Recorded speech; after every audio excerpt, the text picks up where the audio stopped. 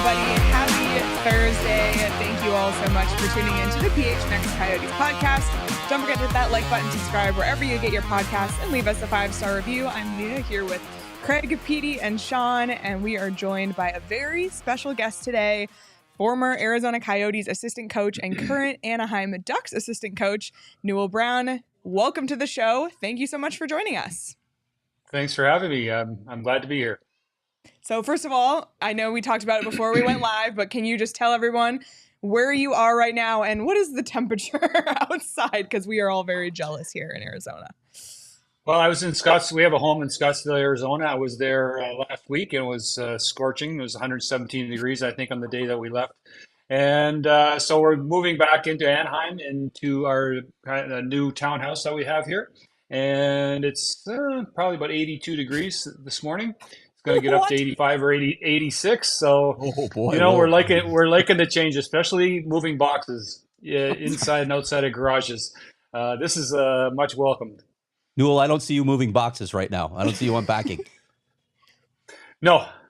Actually, you can talk to me all day long. My wife is out there doing stuff, so I'm good. The more that gets done, the better. But make this a 1 hour segment. Newllie, you've literally traveled and coached around the world. Why do you set up shop in Arizona? Why do you still keep a home here?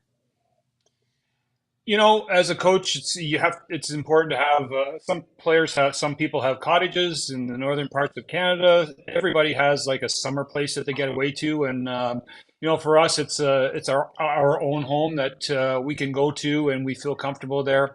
And we love Scottsdale.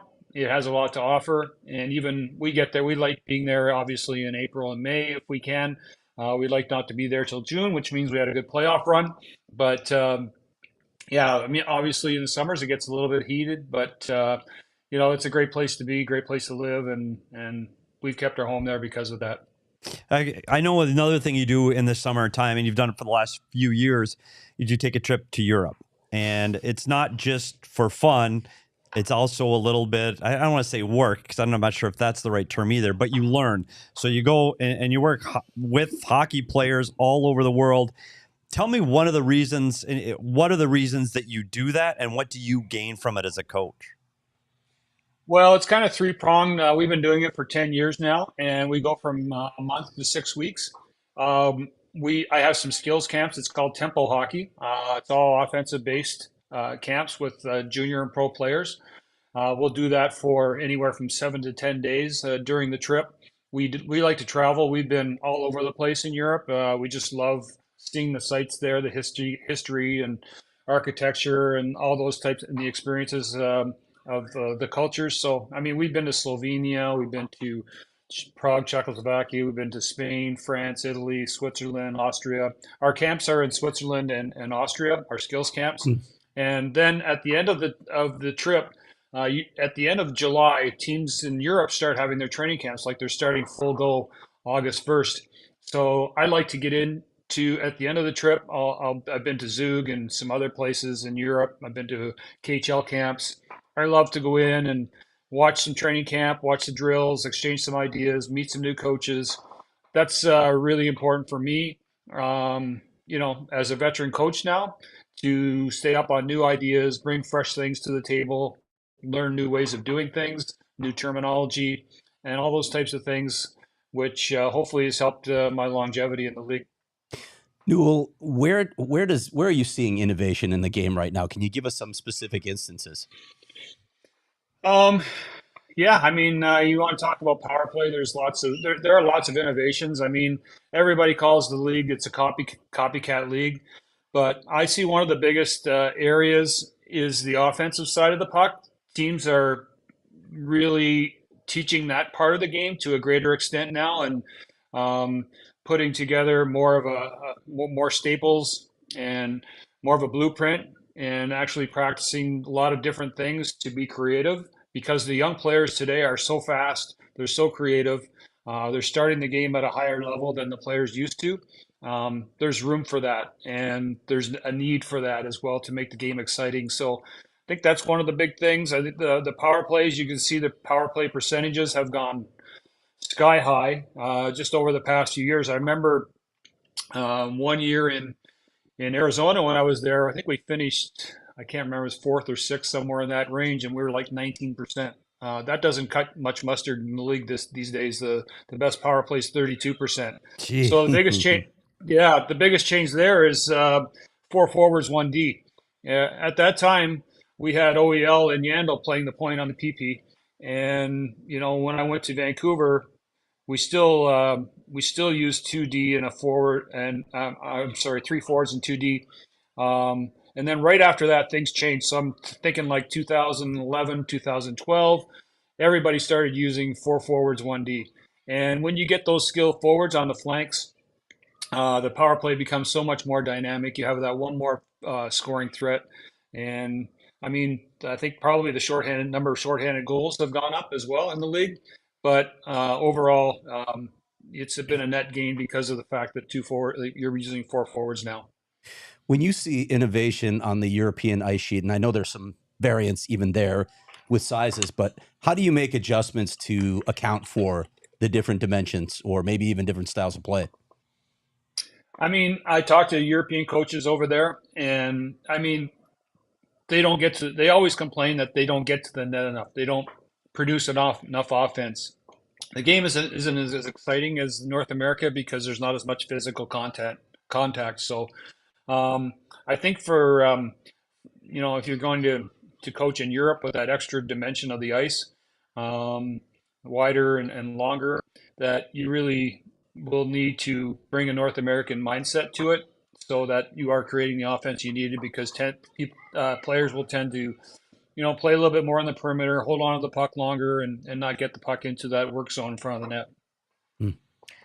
So I want to dive more into power plays with you. You obviously just mentioned how they've evolved with the four forwards and 1D, but I think you're kind of considered to be known a little bit of a power play specialist. What to you makes a good power play besides just, the structure of it, but what makes a successful power play?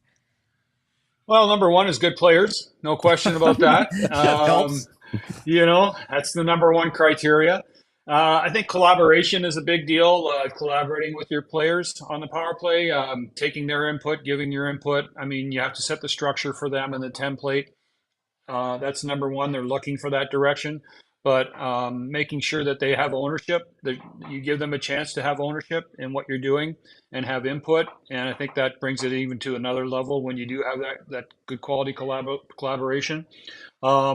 I think putting players in the right spots is huge. You want to make sure you have the right players on the flank, right player at the net front, in the middle, and the bumpers. And a big thing, I think, is balancing of the right shot, left shot. Like, I've studied it, and you see a power play with 5 left shots or 5 right shots, not nearly as good. I mean, there are exceptions to the rule, but you're putting yourself at a competitive disadvantage unless you have that good balance of right shot, left shot, so the sticks match up on breakouts. You're playing forehand to forehand. You've got those one-timers on the flanks as much as possible. So those sticks have to match up. And I found that if you have one really dangerous shooter that can occupy a lot of the PK attention, it's going to open up other options. That's important. And of course, having a quarterback at the top, being able to know when to shoot, know when to pass. And the big part too is just having a player that's good at the net front, that really takes pride in his job, because that's probably the least sexy job of any position on the PP. But it's really important because unless you're in front of that net, taking away the goalie's eyes, shots aren't nearly as dangerous. You can enhance a chance a lot by just having that good net front position and taking away the goaltender's vision. And I think today, when they changed the rule that every power play starts in the offensive zone, just having a center that's a face-off specialist, so you can start with a puck. That's a huge driver of the power play, is being able to win the face-off and start with the puck, so you're not expending a lot of energy going all the way down to breakout and then enter the zone again. And that's also costs you at least 20 seconds off the clock too. So that's huge key. I want to bring up a couple of things and tie what he said into what the Coyotes are doing. We talked about Barrett Hayton in front of the net. You look at how he's progressing and adding points on the power play. But what Newllie said, everybody talks about the Edmonton Oilers and it's Draisaitl and McDavid. Well, Zach Hyman was phenomenal in front of the net. Without Zach Hyman doing what he's doing, I don't think they open up and get the percentage they get on the power play. We talked about the off-wing guys, Newell. How important is that? Because I'm looking at the Coyotes again. And Clayton Keller, when he plays the off-wing on the top of the power play, I think he's more effective than when he plays on the left side, where he's on his strong side. He doesn't get the puck as much. How integral is that when you're setting up a power play to have the guys on their offsides? Well, I think that's where you have to look at your personnel. Some guys are great going downhill on their forehand and not on the one-timer side. You look at the power play that Vancouver has, and they still have, with JT Miller playing a strong side going downhill. He's not on the one-timer side, but Pettersson's on the other side with, the shooter.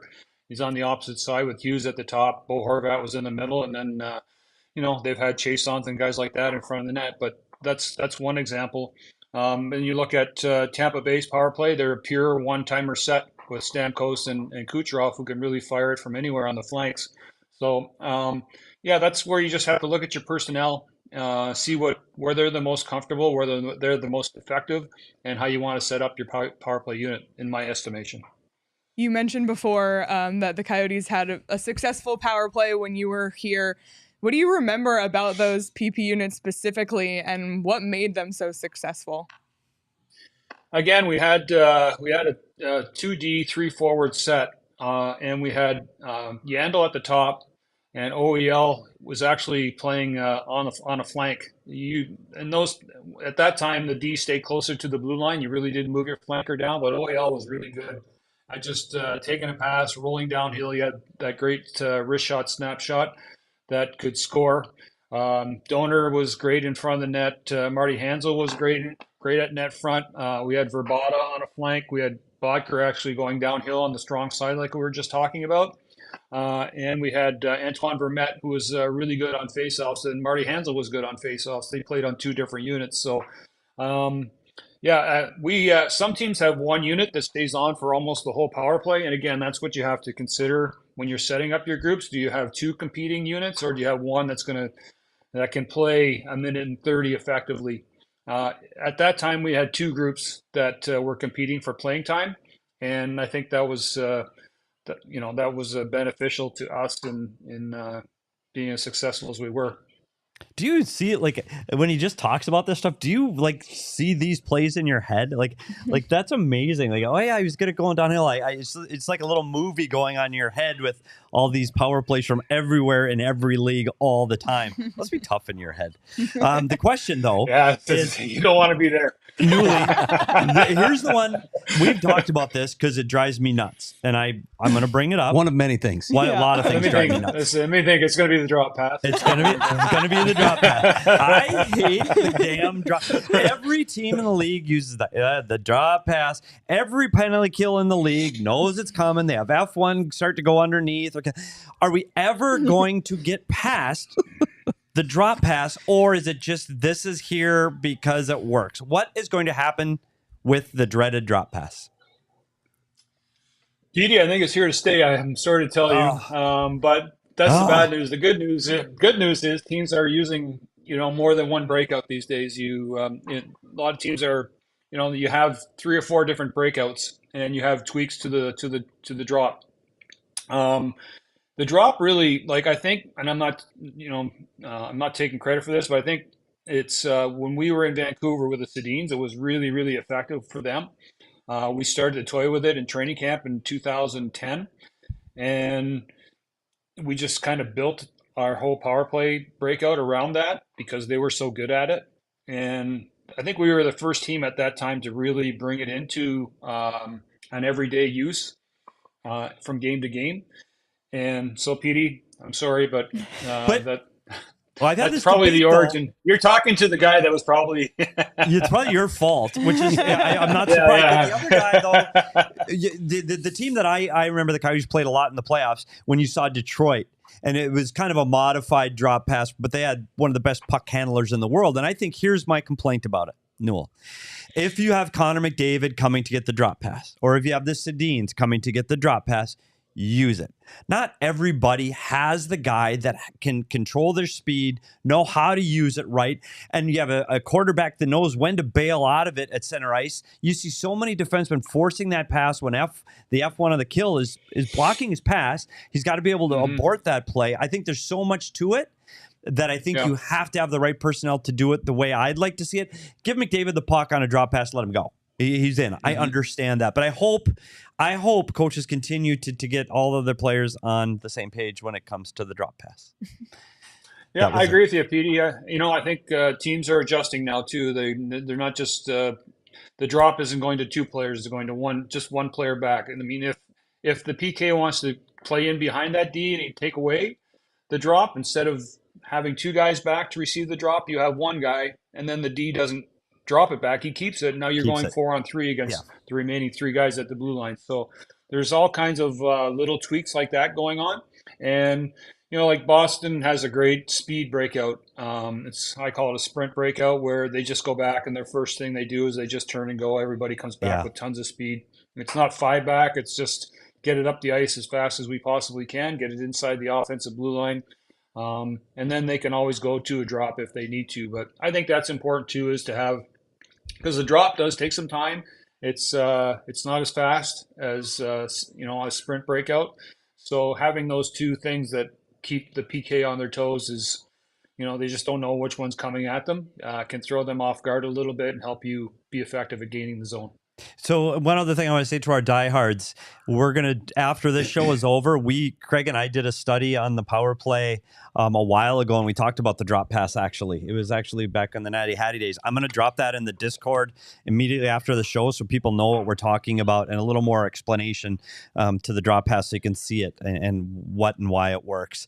There's a new head coach of the Anaheim Ducks. It's Greg Cronin, first-time head coach in the National Hockey League, correct, Newell? It's his first head coaching job. So you have worked for you've been working in the NHL since 1996. You've worked underneath a lot of head coaches with a lot of different experience levels, a lot of different styles, demeanors. What does it do when you get a new head coach for you personally on a day-to-day basis? And in this particular place where you have a lot more experience in the National Hockey League, do you see yourself maybe as a little more of a mentor in this role this year for the Ducks?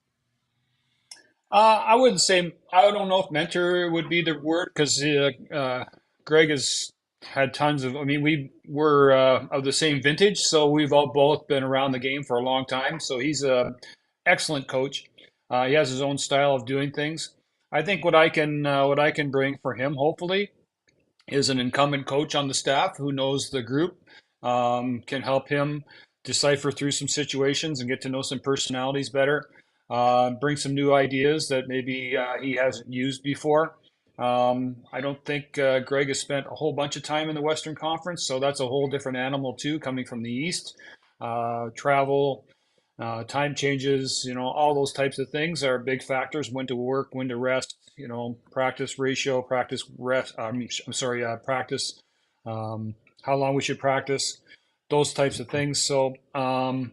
I'm looking forward to working with them. I think we're going to have a really good staff, and we're going to be able to share a lot of different ideas. And every time you work with new people, we all say it's a cookie cutter business, but you're always like, wow, I never thought of that. That's a great idea. That's a different way of doing things that I'd never heard of before. So everybody has their own little way of doing things inside the system, which is pretty neat to see. Newell, as Petey noted, you've worked with a lot of big-name head coaches. Curious how difficult it is to adjust to a new coach, whether it's from the tweaking of systems or personality, and how that changes maybe your day-to-day role with the team. Yeah, everybody has different ways of doing things, and there is a little bit of an acclimation period to just kind of getting a feel for, okay, this is where I should stand in practice. This is where I need to be. These are the drills that he wants me to run. This is my role within the group. This is what he likes, the feedback he likes on the bench during the game. Everything is a little bit different, but the good thing is that we have we'll have tons of meetings before the season starts where we'll see what the the season, what the system template is, and we'll know it like the back of our hand before we step on the ice. So, it's just some little things, nothing major, but I think as long as you you have good preparation time, the adjustment's pretty easy. Was there ever a time when you had to adjust to a new coach where you're like, whoa, this is going to be a little bit different than I'm used to, whether it's personality or something else? Not really. I mean, I think probably. Yeah, but I'll take this one, Newllie. Damn right it does. There's guys that are a pain in the ass out there, and they make your life miserable. There's been guys I've worked for and underneath that are just made my life hell.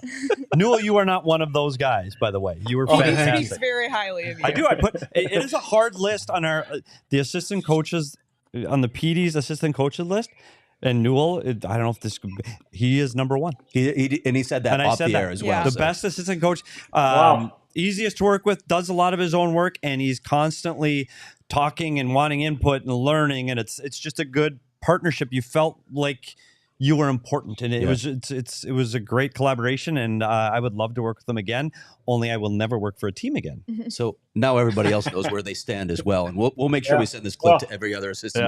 Don't send it to Alfie though. He'd be angry. All right, Newell, you have also worked with some video coaches.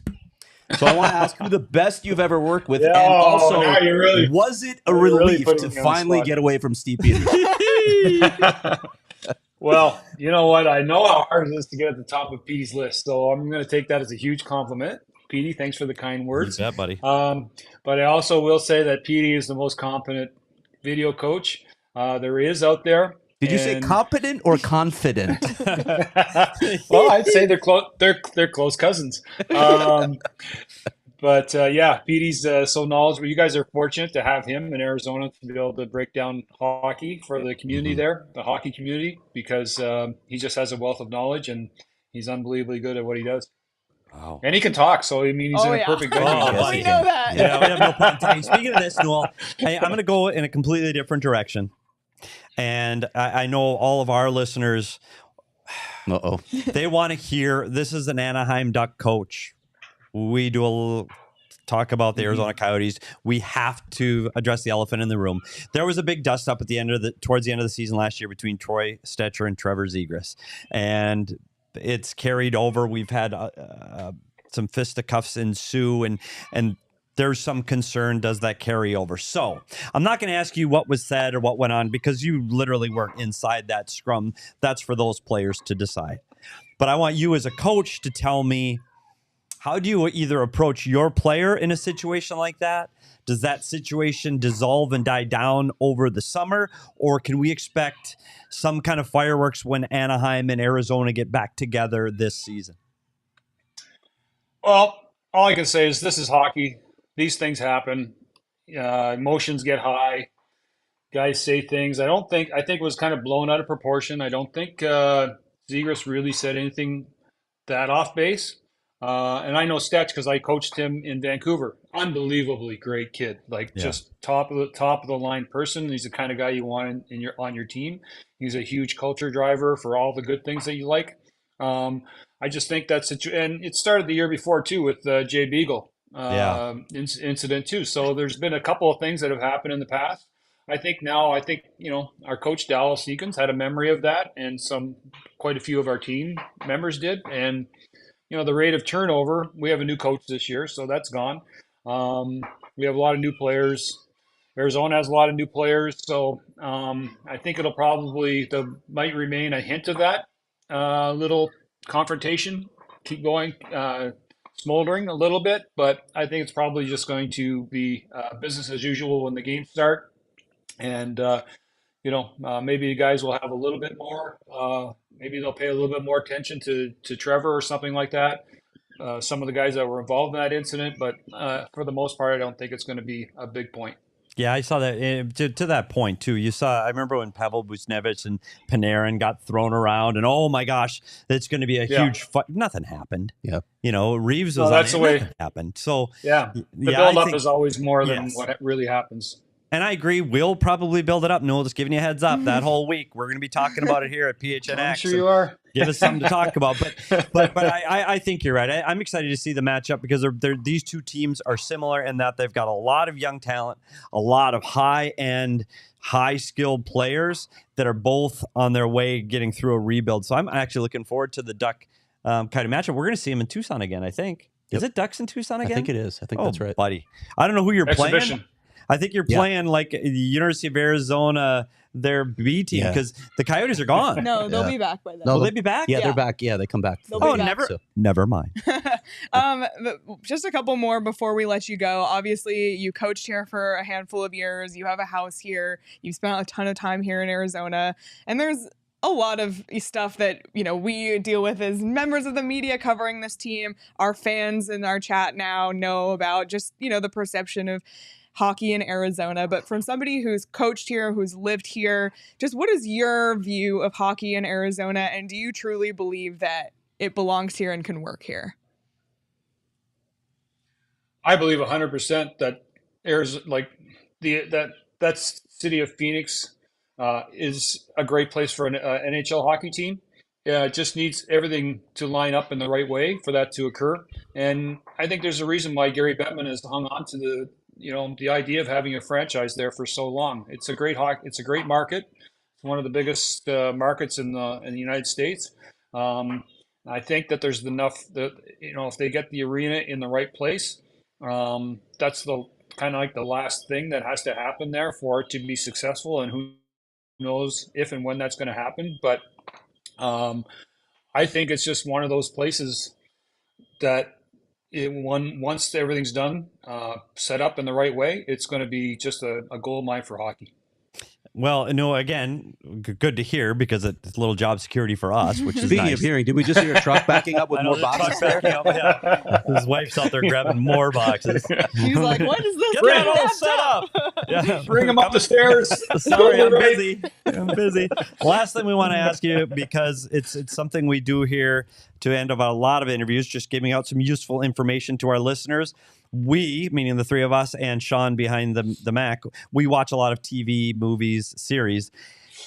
We have a bit called Weekend Binge. So, is there anything that you, your family, are currently streaming from any of the streaming services, any series you're watching or any movie you've recently watched, or anything you can help advise us to maybe tune into?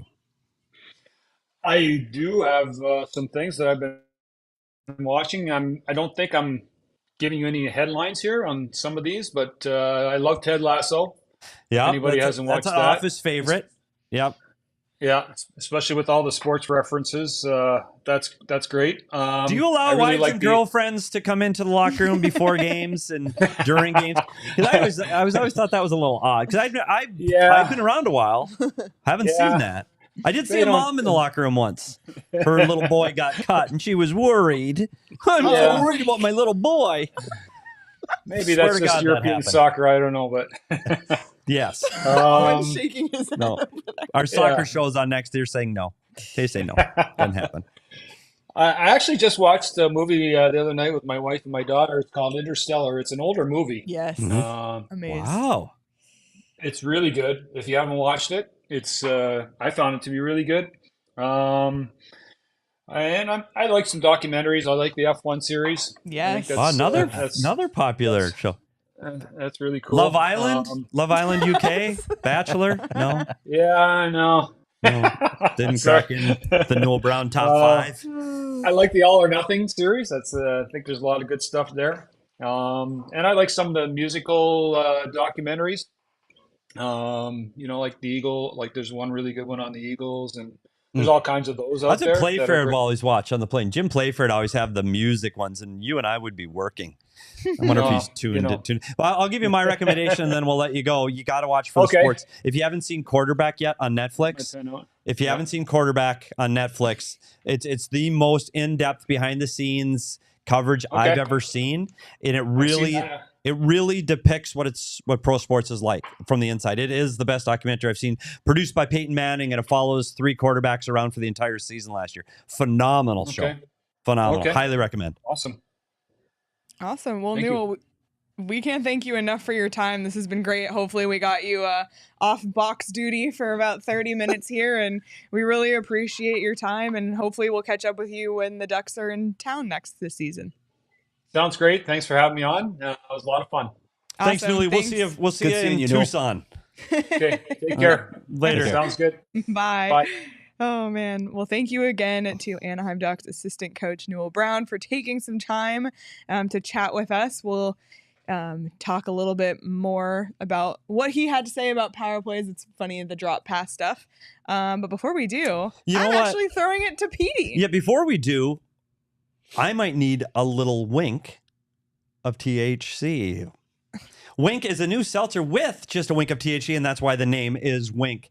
How high will you get? Just a wink. And I'm going to diverge from the script again on Wink. What? Because this is a product that not only do we talk about on the show that I actually partake in, and we've seen, if you know, you know, I have very high anxiety. We talk about my psi meter, and I have anxiety. I have found that at the end of a workday, when my mind won't shut off from all the things we're trying to do here, I grab myself a wink, and that is absolute truth. It helps me just unwind from the end of the day. It's not, I was afraid the first time. I was afraid that I'm going to be high. I'm going to be like Stifler, or who is the guy in the van in Fast Times? Why am I Spicoli? Yeah. Thought I was going to be that. No, you're not inebriated. You're not intoxicated. Might have to become a thing though. You're just chill. Well, maybe it will be a thing, but you're just chill. So if you're afraid and you just want to get that little edge off of your anxiety, and it helps you relax and calm down and be able to sit and watch a TV show or enjoy a time with your wife. She opens the bottle of wine. I open a can of Wink, and I feel like I'm a part of it. And by the way, tastes really damn good. I'm partial to the purple one. I like the purple one. The mango one is not my jam, but that's why it comes in 3 flavors. Anyway, highly recommend it. Try it. It will help you just chill. Not intoxicated, just chill. And it tastes like your favorite self-water. And you know what, Craig? For you, no calories, no carbohydrates, too. What are you trying to say? I'm not just saying. It's available in a 2.5 milligram or 5 milligram version. Try the 2.5 if you're not experimenting with CBD or THC and you haven't used it before. Start with the 2.5. And if you want to ramp up to the 5, that's available also. You can find Wink right here in Arizona. Look for Wink at all Sunday Goods dispensaries in the Valley and Botanica dispensaries down in Tucson. They're also now in 12 states nationwide, and even recently launched online ordering and home delivery to about a dozen other states. To find out the fastest way to get your hands on one, go to DrinkWink. That's DrinkWynk.com. DrinkWink.com with just a wink of THC. Awesome. Love that. We've all tried Wink, really enjoy it. And we don't even have to tell you that we all have tried Four Peaks and love it because we talk about it every day unprompted. Yeah, I had coffee today instead of my Four Peaks. Tomorrow we're going to be at BetMGM on First Friday. Right. Well, if Max shows up, day, buddy. But yeah, this here's is true. The key. This was a thing. So here's the key to the Four Peaks. We start our show with a Four Peaks. We start a show with a wow. It's a tradition the at the bar BetMGM. opens at 11. At BetMGM, bar opens at 11. We're live at 11. Live at 11. We can't go get our beer after. Can't. We need Max. Where was Max? Nowhere to be found. We had no Four Peaks to start our last show, and I blame Max. Sorry for the shade, Max. It's true, though. Just know that we will have wow in front of us tomorrow, no matter what. Absolutely. Yeah, it's a wow day for sure. It's a wow weekend. It's going to be hot It's there a wow now, summer. It's a Four Peaks summer. Just whatever kind of beer you like, Four Peaks has something specific for you. You can buy Four Peaks wherever you buy your beer, and you can check out at Four Peaks Brew or at Four Peaks Pub to keep up with the latest at Arizona's hometown brewery. You must be 21 or older to drink Four Peaks, and please drink responsibly. All right, well, that was great stuff from Newell Brown. It's really interesting to hear about the evolution of power plays in the NHL. That is true. Max. I wonder how many times Owen has said that. Max is buying beers. I wonder how many times Owen. Great point, Owen. Every other tweet Owen sends out says Max is buying beers. Now he's popping out. Oh, yeah, it was boy. good. It's interesting because, and I think you got a taste of it here. He is incredibly cerebral and he thinks the game incredibly well. But more importantly, he studies the game and he'll watch.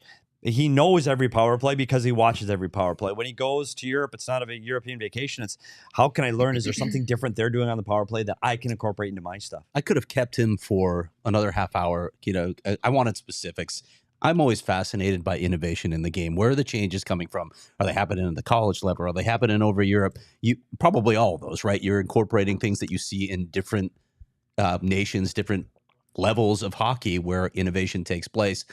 But I'm always fascinated by how that experimentation starts and then how it filters up eventually to the NHL, because we do see, obviously, we've seen changes in a lot of areas of the game. We talked about goaltending the other day with Greg Powers, how much that position has changed through innovation. And you look at when he was the coach here in Arizona, it was a good power play, but like you said, he had 2 defensemen on it and they stayed by the blue line.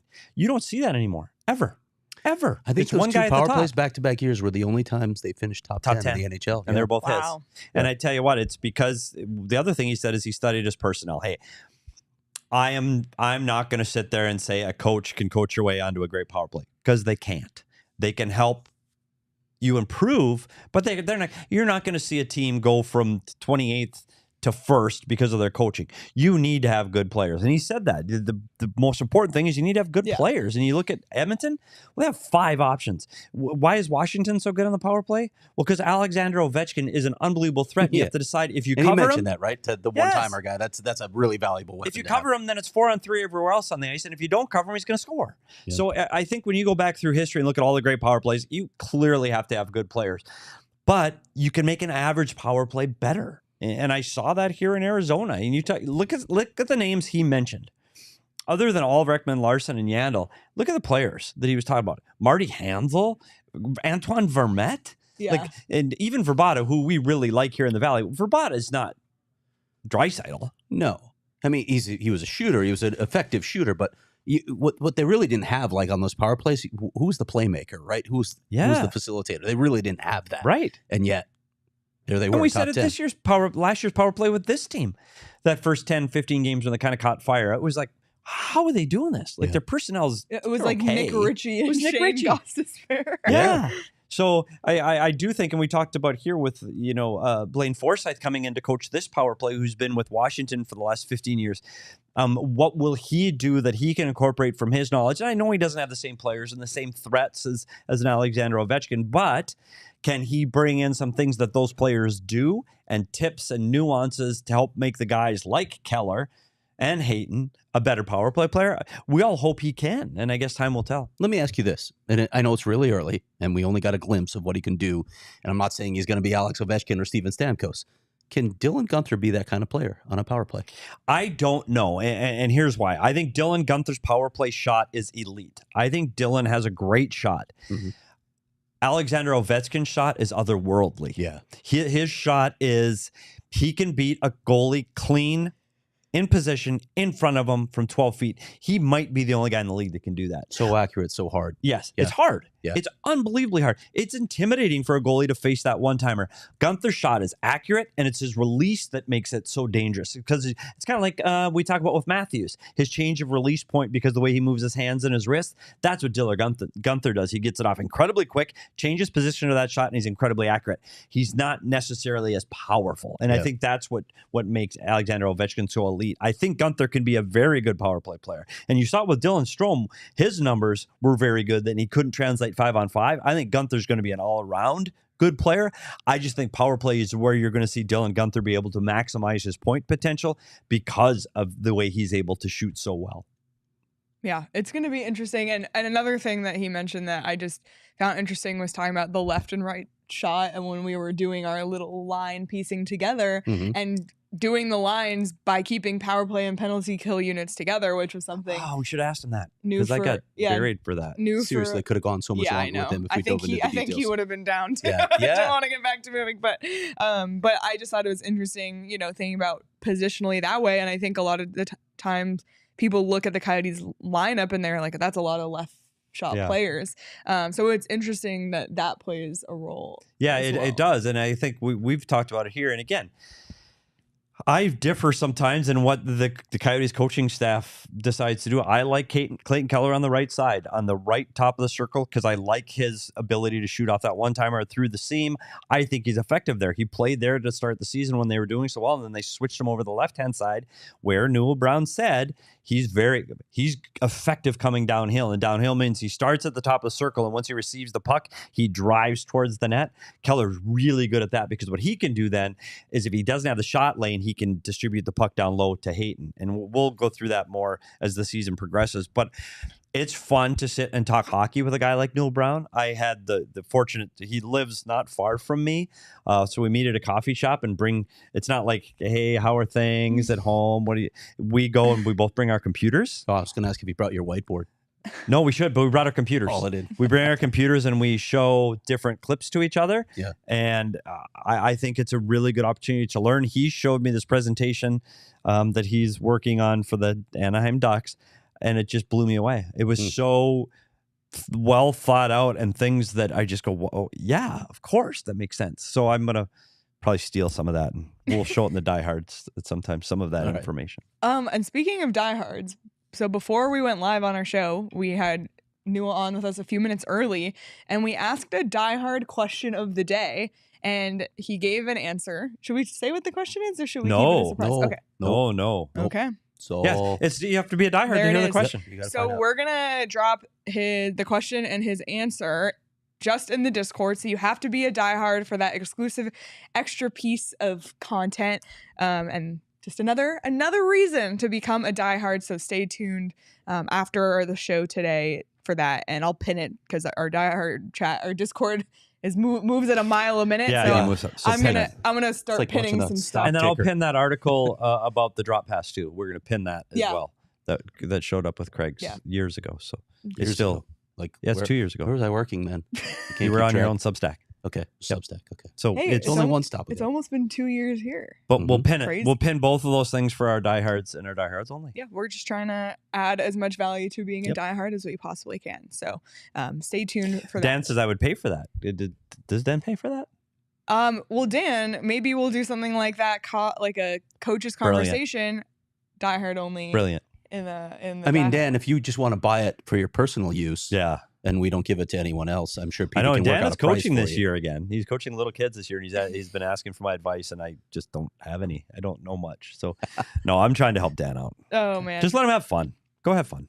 Well, here's my advice for any hockey coach, especially hockey coach of youth. Stop at Circle K on your way home from the rink. Because nothing better than after a game drink than a Polar Pop. Yeah, go get him some sugar. You're all sweaty. You need to replenish the electrolyte. Sweaty. Cups don't not sweat. The cup. Cups don't sweat. Kids sweat. Just asking. Circle K. Where are our snacks? They're coming. They're coming. Circle K snacks. That rhymes. Go to Circle K. Go check out the Circle K branded snacks. You won't be disappointed. Craig and Sean are big on the baked goods, the donut sleeves. I'm big on the chips. We need to get Sean some baked goods with some melted vanilla frosting, because he looks a little grumpy and down in the dumps today.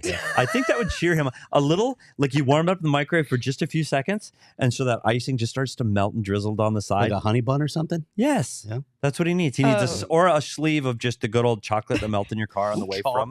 No chocolate. Oh, no chocolate. Can he do the vanilla? Yeah, I can do vanilla.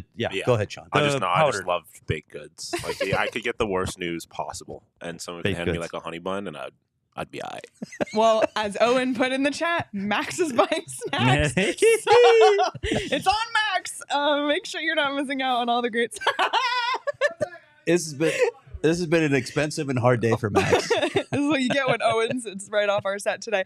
Make sure you're not missing out on all the great stuff Circle K has to offer. Text PHNX to 31310 to join their SMS subscriber club and get one free offer on 32-ounce Polar Pops. And if you're going to drive around town, 2 different Circle Ks, make sure you have your shady rays on. The sun, it's bright. It can harm your eyes. It really can. So sunglasses are not just fashionable, but they're functional too. And Shady Rays, they stand behind their product. They have phenomenal designs. Every design has like 5 different colors. So there is something that fits your style. And if you don't love it, you can return or exchange for free within 30 days. If you break them the first day, They'll send you a new pair. They really stand by their product, which is what I love about Shady Rays. I love my pair. They've been so durable. And you can also go to the Kierland location if you want to try them on in person. But exclusively for our listeners, Shady Rays is giving out their best deal of the season. You can go to shadyrays.com and use code PHNX for 50% off 2 or more pairs of polarized sunglasses. Try for yourself the shades rated 5 stars by over 250,000 people. The Watt said, "Who is this Max who's buying?" Max is our sales guy here at PHNX. Sales guru is what we call him Is now. he vice president, executive he's director all of of it. sales? He's something fancy. So every I'm sure. partnership we have is thanks to Max. So you can thank Max for all of that. But Max is also co-host of our PHNX Rising show, as is Owen, which is where a lot of this this beef is coming from. But before we wrap up, just because we talked Anaheim Ducks today, Yes. we had Newell Brown on. We have some Ducks fans in the chat. I see you, Chris. Yes. Let's just talk about the Anaheim Ducks for a second. Okay.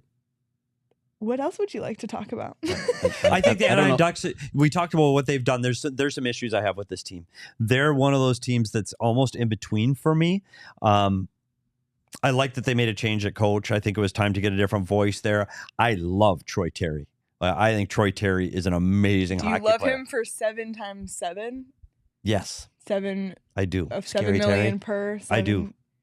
The, I do. The I wouldn't arbitration give- numbers were interesting. I wouldn't give Zegras that. I'd give I love Troy Terry. Is this a team that can challenge for a playoff spot, No. Petey? Yeah, I didn't think I so don't either. think so. And here there's a couple things. Trevor Zegras is going to have to learn to play the game like an NHL adult. He's just going to have to. He gets himself and his teammates in too much trouble. He's going to have to, if he's going to, I've said this on last year and I went on a big rant. If he wants to be the face of the NHL and the face of that franchise, he's going to have to grow up. And he's going to have to learn to play the game the right way if he wants to be the face of the franchise. So, incredibly talented, skilled kid. Incredible. But he just has to learn to do things the right way, like players like McDavid and Matthews do. Okay, that's that rant. I think they have a lot of good, skilled forwards. I do. I think this team is really lacking in players like what you saw with the Coyotes. I think they're lacking Nick Butzead, Zucker. I think they're missing that veteran leadership guys that are good people that can help their room. Getzlaf gone. Getzlaf and Perry, that team, they drove the bus. Yeah. There wouldn't be a Trevor Zegras problem if there was a Getzlaf and Perry in the room. It just wouldn't exist. So I think that's the big problem. The other big problem for this Duck team right now is Gibson. And I love Gibson. I think Gibson's an incredibly talented goaltender. I think he is one of the top goalies in the league when he's on. His body language, his compete level, his give a shit meter is so down. And I will say this, it's not his fault. When he looks up at the scoreboard after playing an outstanding game and he loses by 4 or 5 and he was unreal, it's old. He is so past the point of moving on. He wants out. He wants to get to a new, can't move him. He's having a hard time finding people that are looking to buy because the numbers that we talked about that he's attaining there. If I see the body language on TV, scouts do, and other general managers see that body language. So I think that's a problem with Gibson. They're going to have to move on from that at some point. I don't think this team's ready to make the playoffs. So I think it's going to be another difficult year for the Anaheim Ducks. And I'll say this, who finishes higher, Ducks or Coyotes? It'll be interesting. Hard to believe I'm going to be a homer on this one. I'm going to take the Coyotes. Coyotes will beat the Ducks, and they'll beat them by 6 points this year. Wow. There it is. Wow. Okay. Yeah, and Radko Gudas, somebody just said in the chat, Chris brought in thoughts on bringing Gudas in. I like Gudas for the things I mentioned. Shane Doan doesn't, but I liked him as a guy that's been there, that he's a veteran guy, and I think he tries to do things the right way. My concern with Gudas is his foot speed now is dwindling at every year he plays. Mm-hmm. The Anaheim Ducks are trying to be an incredibly fast team. They want to play fast and high tempo. Gudas doesn't help that game. I also get concerned that when you get a player that plays like Gudas that is starting to slow down with time and age, that he's going to take more penalties. This is a team that can't sit in the penalty box. They need to be on the power play. So I'm concerned about Radko Gudas for that, but I do like the leadership and the veteran presence that he will bring. all right. One more point before Leah gets to her final 2 ad reads. I know we're running short on time here, Leah. We got a Zoom call at noon. We do. Arbitration is over. And as it turns out, we only had 3 cases actually have to be settled in court, which surprised me because we had 2 in the first 2 days. So I thought we might be heading toward a record season, but everybody came to their senses. We only had 3 cases. The final 4 cases, which were scheduled for tomorrow, are all settled. So the NHL offseason is truly here. And Petey, I don't know how you feel about this, but I feel like the NHL offseason gets shorter every year. I don't think there is one. Yeah. There used to be that when I remember times that maybe I was just a lazy ass and I didn't work very hard. I remember when the season was over, the next day we're exit medicals, we'd pack our shit and leave. And we'd show up a week or 2 before training camp and we were gone. That doesn't happen anymore. You got rookie development camp, you got free agent, you got the draft where all the coaching staff participates in the draft now. And there's more meetings and more skates and more injured time. And it doesn't end. When a player decides, oh, I'm not going to go to this USA camp or I'm not going to go to World Championships, don't throw any shade. Yes. That guy's way. Let these guys have some downtime. The coaches too, like just let these guys have some mental rest, some physical get a rest. It's nuts. I have no problem with any of these guys deciding to pass on one of those events. Can we pass on some stuff? Yeah. No. Yeah, it's been a really interesting off season, and we got, I don't know, it's like we have August and then September, like preseason, training camp. It's crazy. It's almost back. But speaking of, you said you're going to put your money on the Coyotes finishing ahead of Anaheim? And the Watts is right. He's got to protect those kids, and that's kind of what this team is trying to get bigger and stronger so they can protect Logan Cooley. So I'm on the BetMGM Sportsbook app right now, and the line for the Coyotes point total, it's up. It is? 73.5. Okay. Wow, that's a good line. Maybe we'll discuss more tomorrow while yes, we're we at will. BetMGM. They were at 70 last year. And the Ducks, it's 66.5. Oh! So it's. And what did I just say? By how many did I say? I think you said. I said 6. And what is that? 7. 7. Crazy. Look at you. You might be good at this. Math. Wow. If you want to put some money on any of the futures on the BetMGM Sportsbook app, do so. If you haven't signed up for the BetMGM Sportsbook app, sign up and make sure you use the code PHNX. There, it says optional when you get there, so make sure you don't miss optional code. Type in PHNX. This is the mandate, and it's a mandate not just because we want you to, but because you get a benefit by doing it. You can get up to $1,000 back in bonus bets if your bet loses. So it's to your benefit. And if you're Craig, it will. To do this. If you're me, it won't. Because I'm 5 for 6 on a heater with baseball, and I don't even know baseball. Your boy Pablo. What? He's pitching against the D-backs buddy. Sunday, I believe. Maybe Saturday. Whatever the over is on strikes, ride it. I don't care what the number is. The D-backs offense sucks, and he throws strikeouts. Fire. Okay. Check it. And Craig's like, get this moving. Or you can jump on with Leah and do the weenie bets. Yeah, weenie bets are coming back this fall. Weenie bets coming up for Leanie. He just took you off the screen. Leah's weenie bets coming soon. Coming soon. Sign up for BetMGM. Use bonus code PHNX. There's a few different offers depending on where you live. But for our Arizona audience, place your first bet offer and receive up to $1,000 back in bonus bets. If it loses, you can check out the show notes for full details. And now you can listen to Shane talk about the disclaimer. Gambling problem? Call 1-800-GAMBLER. Colorado, D.C., Illinois, Indiana, Kansas, Louisiana, Maryland, Mississippi, New Jersey, Ohio, Pennsylvania, Tennessee, Virginia, West Virginia, Wyoming. Call 877-8-HOPE-NY or text HOPE-NY 467-369 New York. Call 1-800-327-5050 Massachusetts. 21 plus to wager. Please gamble responsibly. Call 1-800-NEXT-STEP Arizona. 1-800-522-4700 Nevada. 1-800-BETS-OFF Iowa. 1-800-270-7117 for confidential help Michigan. 1-800-981-0023 Puerto Rico. In partnership with Kansas Crossing Casino and Hotel. Visit BetMGM.com for terms and conditions. U.S. promotional offers not available in D.C., Kansas, Nevada, New York, or Ontario. Looking forward to being there tomorrow. Yeah, me too. Yeah. We will Petey Speedos? What? We will be out at the BetMGM Sportsbook app tomorrow, Friday, for our Knockout Nights champion. I love how you just keep taking Craig off the screen. For our Knockout Nights championship. Bring up Speedos. You don't deserve to be championship night. Agreed. Team Pack Therapy is looking to win one game. We just need to win. Just one. We got to get a win. We're following the path of the real Coyotes, and then we have lost every game. And we need to win a game. You know what we should do? And we had it. We had CWP on the ropes. Had him. I know. We just couldn't close it out. Petey choked. Petey choked. I don't remember who. It wasn't me. I wasn't. Wow. Okay, it probably was me. I don't know if he choked because in order to choke, you actually have to show up for some part of the game. Wow. Petey never brought it from start to finish. I have an idea. CWP, we had him. I have an idea. Should we take OGs before we play our game? Boy, howdy. Can't get any worse. Exactly. I think it can go really well. Whoa. So I'll bring. That's actually brilliant. fall asleep in the car. Oh, yeah, that's because bad. we're driving I can to do California it after. Yeah, you can do it. though. Boy, howdy. I'll Stay bring the tuned. OG's multi-flavor bag because it's a great option. So you can get all of the flavors Orange creamsicle. in one. Yes, in one place. It's in one bag. Yes. All of the cream flavors.